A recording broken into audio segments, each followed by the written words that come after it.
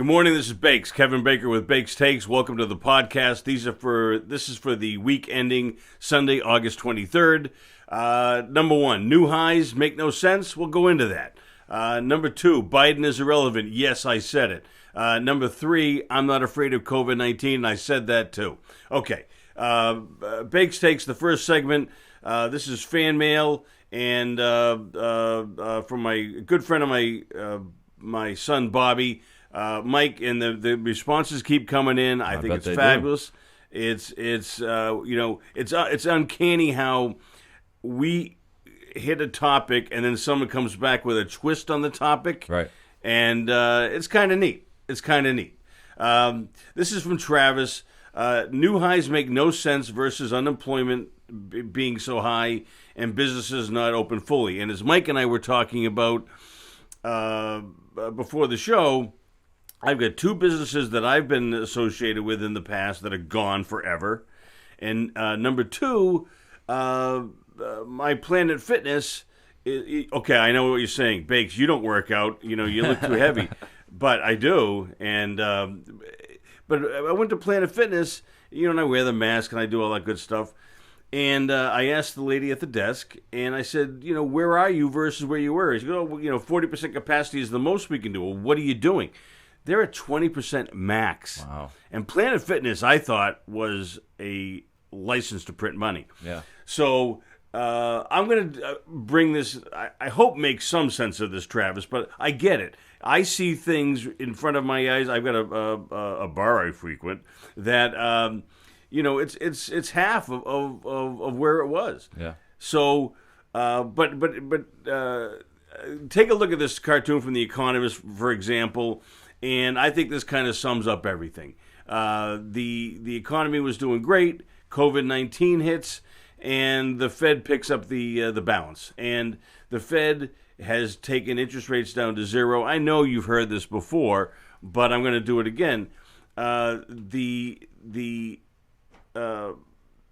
fact that there is no alternative, TINA, that stocks look good with a 1.8% dividend yield versus the 10-year bond at 60 basis points, okay?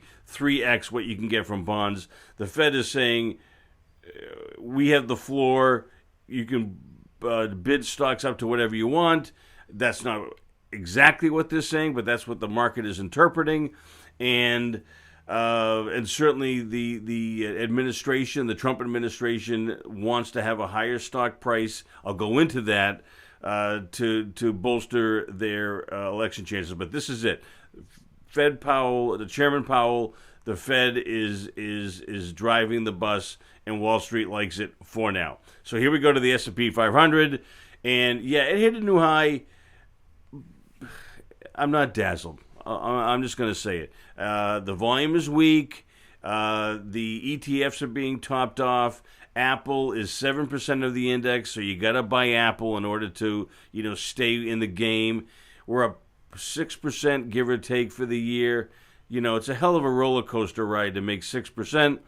But it's a positive 6%, not a negative 6%, so I get it. But this isn't a chart that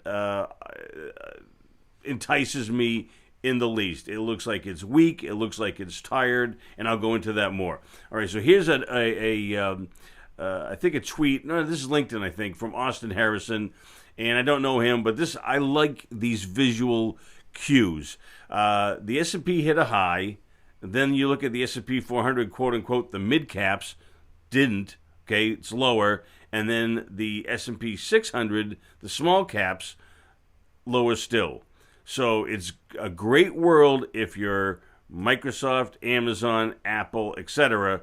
But the other smaller companies in the index are not doing so well, period, end of discussion. So the top 7 or so are masking what's going on in the bottom 493.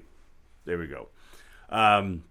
Here's another example. This is from Tom McClellan. The McClellan Oscillator does some really good work, I think. And I find this pretty... Now, I'm going to caution you again. This is a relatively short-term chart. Every time I give you a chart, I want you to look at the time frame. The longer the time frame, the more pertinent. This is 2 years, so take that for what it's worth. But see what's happening with the New York Stock Exchange new highs. They are dramatically lower from prior peaks. This is a divergence. It's negative. It's not fatal. It's not existential, but I think that it has to be looked at as this is a very narrow rally into new highs on low volume, and it can go higher. It absolutely can, but it is not the launching pad of a really big move north, in my opinion, and I could be wrong. So here we go. David Keller. I like this guy. I watch his stuff fairly often. And he reminds us, / me, that don't focus on what could happen or should happen. Focus on what is actually happening.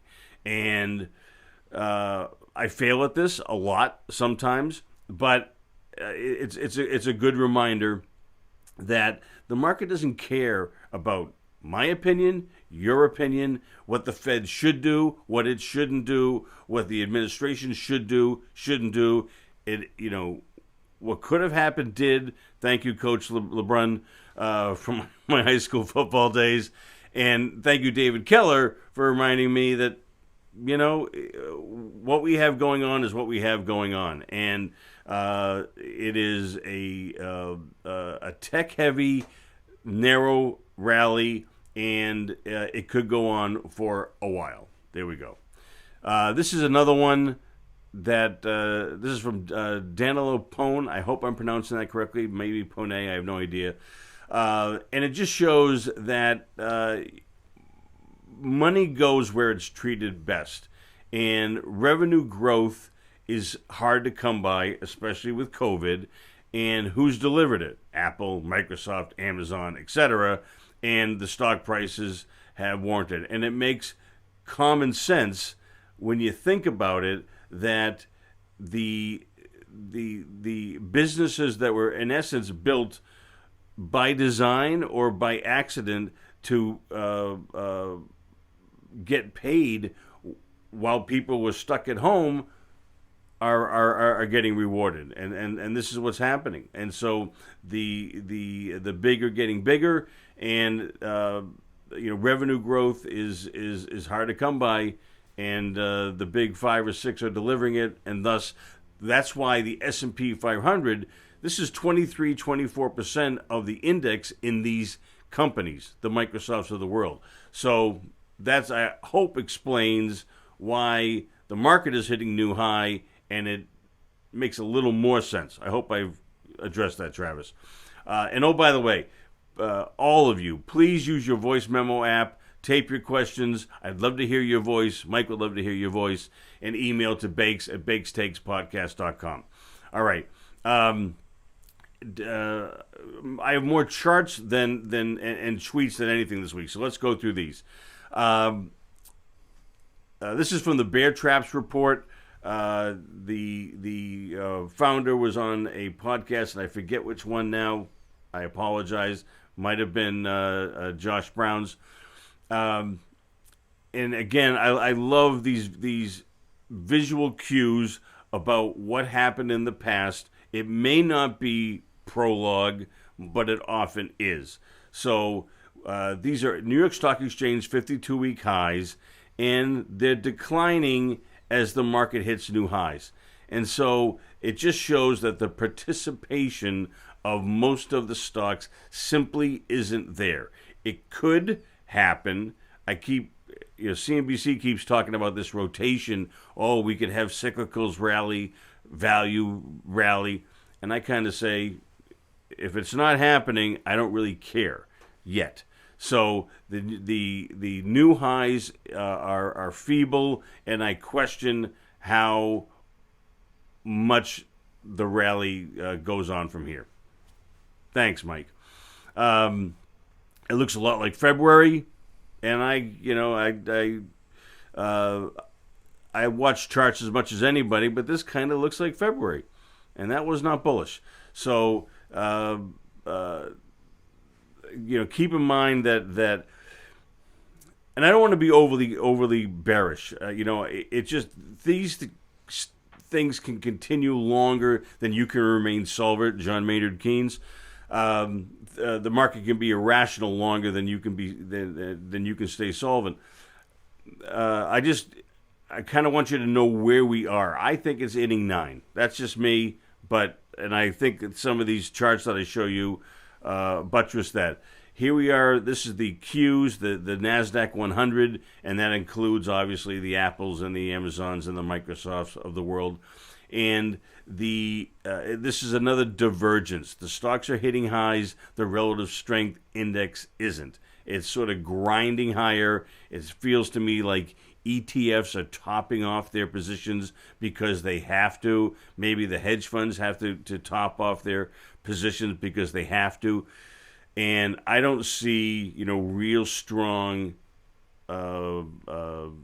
eruptions from solid bases on big volume as I go through the charts. And here's the Q saying, yeah, we could go higher, but it looks tired to me.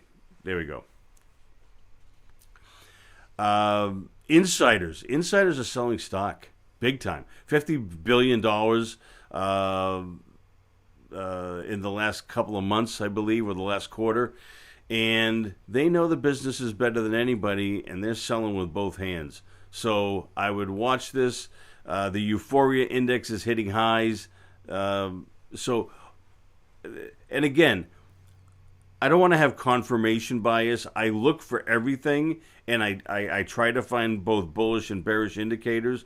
But when I see these facts, I have to present them to you because I don't want you to wake up on a Monday, have stocks down dramatically, and you go, oh, I had no idea that stocks were expensive, that insiders were selling, that the sentiment was euphoric. I want you to know what's going on. So here we go. Biggest tail risk. And this kind of goes into my bullet point at the beginning. Biden is irrelevant, and I mean that fervently. The stock market determines who the president is. I'm going to say this, except in this case. We've talked about it in prior shows. The stock market is up 50% plus from when Trump was elected. He should be waltzing into the White House again.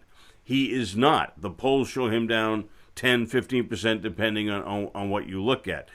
I think the consensus now is that Biden wins and that it's a Democratic sweep. That seems to be the consensus. I think the outlying outcome would be some shock that the coasts vote for Biden-Harris, and then the inside of the country, the rest of the country says, no, I kind of like having the stock market up, and Trump, with all of his foibles, is the one that keeps the stock market engine going. So I know that's a controversial point of view, but here's the other point. The folks that say, I'm obviously involved in uranium, and I love uranium, right, Mike? You do? Okay. There's this groundswell of in the platform there's going to be a new support of nuclear energy. Okay, maybe I think that is a third derivative of what could actually happen. What a candidate says on the election stoop and what he actually does when he gets in or she gets in, I think it's absolute noise. All these, Biden portfolios, Democratic sweep portfolios, and I keep going back to Hillary Clinton. We killed a lot of trees. We spent a lot of time on conference calls talking about how she was going to, turn healthcare on its head, and nothing happened. So something could happen, but I think it's going to be much less dramatic than people think. And so to have redistributionist policies come up in the election, it's a risk. I think that it is I wouldn't invest like that. I would, keep steady state with what you like and own right now, and turn CNN off, and frankly, turn Fox off too if you want. I just think that politicians are followers; they're not leaders, and just take them out of the investing equation. I just don't think it matters. Hence, Biden is irrelevant. There we go. This is from John Quakes. Speaking of uranium, URNM, the ETF, we own both. We own URA and URNM, and the bottom line is that URA is becoming more uranium centric, getting rid of some of the non-uranium stocks, and it sounds like they're going to be buying some of the stocks that are in URNM. And so here we go, Cameco probably being one of the most impactful for our purposes. And this is going to happen, I think, by the end of the month, any day now. Just be aware of that. I don't think it matters much in the long term, but I think in the short term, that is going to benefit URNM more than URA. There we go. Put-call ratio. This gets a little bit esoteric, but I have to do it. If the put-to-call ratio gets lower, meaning more people are buying calls, that means that they think that stocks are going to be higher in future periods. And we're back at sort of 08, 09 lows. It's just another indicator of where we are is closer to tops. Maybe not the top, and you can't time it with precision, but the fact that the put-call ratio is where it is suggests that we don't have a heck of a lot of upside from here. So, and this goes into my third bullet point. And talking about COVID and investing in the same sentence is, we're chasing shadows. But here's something. I took this very seriously. This is from the CDC. This is not, a conspiracy theorist chart. It's, who's worried about dying of COVID and who does. And, if you're 65 plus, you should be worried. And if you're not, you shouldn't be all that worried. I hate to say it, 80% of the people that are dying of COVID are 65 plus. I'm sure there's a lot of nuances and all that, but the fear of people that have very little chance of dying is really elevated, and I think it permeates everything we do in our society. But here are the numbers, folks: 80% of the people that are dying are 65 plus of COVID-19, and we're 340 million people, and we're all going to die. So yes, wear your mask, be smart, especially be smart with your loved ones who are 65 plus. But the chances of you dying of COVID are pretty low. There we go. This is from Mike Alkin, who seems to be one of the most influential analysts of uranium from Sachem Cove. I think that's how they pronounce it. And he puts everything into perspective, that even with Cigar Lake reopening and these other supplies coming back online, that we're in a deficit for uranium for a long, long time. And I just think that it makes sense. These battleships take a long time to turn around. The solution in commodities for higher prices is higher prices. That's worked its way through. Now we have demand higher than supply, and it's going to take price a while. Price and time is going to have to evolve to get us to equilibrium, and I think we're going to make money in uranium going forward. And I think this is just another indicator of that I like to forward on to you. Here's another one from John Quakes, who's also pretty prolific on Twitter, that U.S. domestic uranium production in the second quarter was the lowest in history, but not recorded history, because, I don't know, for national security reasons, apparently they couldn't detail the amount that domestic production was down.